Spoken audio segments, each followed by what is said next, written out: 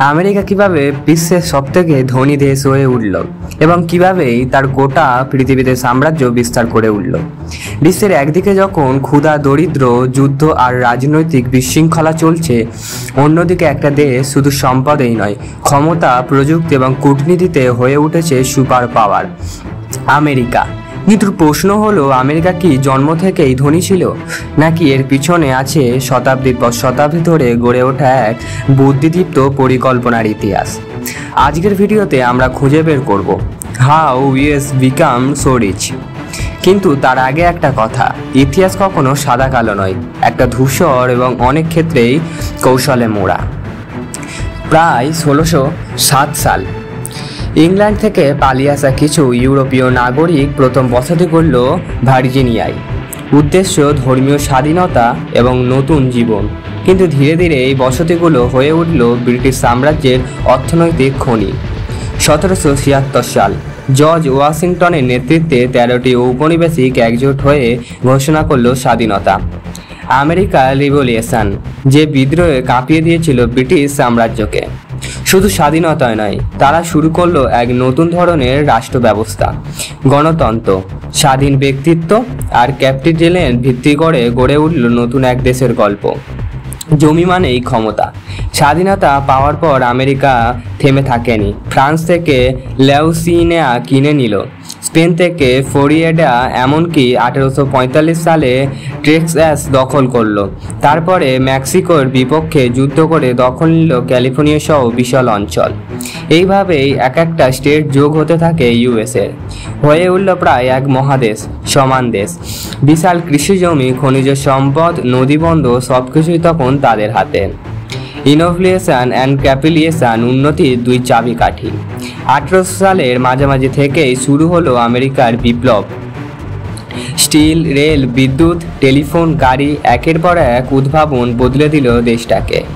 Thomas Edison, Henry Ford ও Nikola Tesla, এরা শুধু আবিষ্কারই নয়, ছিলেন ব্যবসায়ী, ছিলেন ড্রামা সেলার। তারা জানতেন ইনোভেশন মানেই টাকা। তাদের সফলতা দেখেই শুরু হলো এক নতুন সংস্কৃতি, startup, venture capital corporation America. World war, যুদ্ধ জয়, সম্পদের ছাড়াছাড়ি।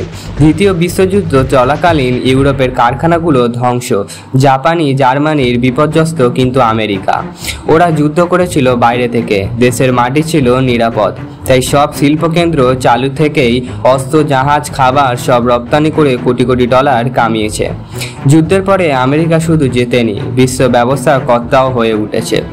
বিশ্ব অর্থনীতিতে রাজা হয়ে উঠেছে আমেরিকা। 1944 সালে ব্রেটন উডস এগ্রিমেন্ট অনুযায়ী ডলারকে বানানো হলো বিশ্ব মুদ্রা, সোনা না। এখন থেকে সব মুদ্রার মান নির্ধারিত হবে ডলার দিয়ে। এই একটা সিদ্ধান্তে আমেরিকার ব্যাংক ও সরকার পৃথিবীর সব ট্রানজ্যাকশনের কার্ড মানি নিতে শুরু করলো। তুমি সৌদি থেকে তেল কিনলেও, ভারত থেকে ইলেকট্রিক কিনলেও মাঝে মাঝে ডলার, অর্থাৎ ইউএসএ। পলিটিক্যাল স্ট্যাবিলিটি, শক্তিশালী গণতন্ত্রের জাদু। তাদের গণতন্ত্র সরকার বদলায়, কিন্তু নীতিতে স্থায়িত্ব থাকে। জিসিডিএল সিস্টেম বা স্বতন্ত্র সেনাবাহিনী, গোয়েন্দা সংস্থা ও ফেডারেল ব্যাংক, সবকিছু চলে একটা গেম প্ল্যান অনুযায়ী। রাজনৈতিক মতবিরোধ থাকলেও দেশের স্বার্থে সবাই একমত। আমেরিকার ফার্স্ট। সফট পাওয়ার, হলিউড থেকে হার্ভার্ড, পৃথিবীর সবচেয়ে বড় শক্তি হলো শুধু অস্ত্র লাগে না, লাগে গল্প বলার ক্ষমতা। আর এই কাজ করে হলিউড, নেটফ্লিক্স, হার্ভার্ড, গুগল এবং ফেসবুক। তাদের আমাদের চোখে স্বপ্ন দেখায়, আর সেই স্বপ্নের নামে আমরা কিনি তাদের প্রোডাক্ট, মেনে নিই তাদের সংস্কৃতি। দ্য ডার্ক সাইড, সব আলোতেই ছায়া থাকে, কিন্তু এই উন্নতির পেছনে আছে দাস প্রথা, বর্ণ বিদ্বেষ, ইরাক আফগানিস্তান যুদ্ধ, সিআইএ ষড়যন্ত্র, গণহত্যা বা ইন্ডিজেনিয়াস গণের ওপর দমন নীতি, তেল, ইউরেনিয়াম ব্যবসা, এইসবের পিছনে রেখে আমেরিকা গণতন্ত্র রপ্তানি করছে বহু দেশে। কিন্তু আসলে কি তা ছিল নিছক ব্যবসা? Why India did not become like US early. একই সময় আমেরিকা ব্রিটিশদের বিরুদ্ধে স্বাধীনতা পেল 1776 সালে, আর ভারত পেল 1947 সালে। কেন এত দেরি? এর কারণ ভারত ছিল একক যুক্তরাষ্ট্র, বহু জাতি, বহু ভাষা, বহু ধর্মের বিভক্তি এক বিশাল ভূখণ্ড। তার উপরে ছিল দীর্ঘমেয়াদী অর্থনৈতিক শোষণ। আমরা শিক্ষা ব্যবস্থা ভেঙে পড়েছিল, কৃষি ধ্বংস হয়েছিল, শিল্প বিপ্লব ছিল, আর সেই ফাঁকে আমেরিকা এগিয়ে গেল কয়েকশো বছর। সব কিছু জিতেও কি শান্তি আছে? আজকের দিনে দাঁড়িয়ে আমেরিকা বিশ্বের সবচেয়ে ধনী দেশ, কিন্তু তাদের মধ্যেই রয়েছে ইনকাম ইনইকুয়ালিটি বা রিসেল টেনশন বা ওবিডিয়েন্স ক্রাইসিস। তারা হয়তো অর্থে ধনী, কিছু প্রশ্ন হলো বাকি পৃথিবী থেকেই সেই পথে হাঁটতে চায় নাকি এক বিকল্প পথে খোঁজা আছে। তুমি যদি ইতিহাসটাকে ভালো লেগে থাকে তাহলে লাইক করো, শেয়ার করো, তা লিখে জানাও। তোমাদের মতে ভারত কি একদিন আমেরিকার মতো ধনী হতে পারবে, নাকি ভারত খুঁজে বের করতে হলে বিভিন্ন মডেল?